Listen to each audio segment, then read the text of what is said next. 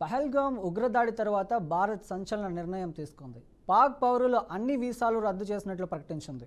పాకిస్తానీలు, medical వీసాదారులు ఈ నెల 29లోపు భారత్ను వీడాలని ఆదేశాలు జారీ చేసింది. అలాగే పాకిస్తాన్ స్టాక్ మార్కెట్లు చేంజ్ వెబ్సైట్ను మూసివేసింది. దీంతో పాక్ స్టాక్ మార్కెట్లు 2% పైగా పడిపోయాయి. భారత్ చర్యలతో పాక్ ఆర్థిక వ్యవస్థ కుదేలవుతోంది. భారత్ చర్యలతో పాకిస్తాన్ కవ్వింపు చర్యలకు పాల్పడుతోంది.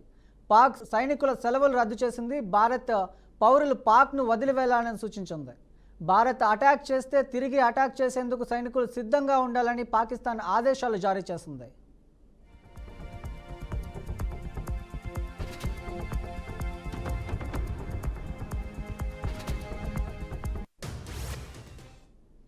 మరోవైపు ఈ దాడితో ఇండియన్ నేవీ ఆర్మీ అలర్ట్ అయింది. అరేబియా మహాసముద్రంలో ఐఎన్ఎస్ మిసైల్ పరీక్ష నిర్వహించింది.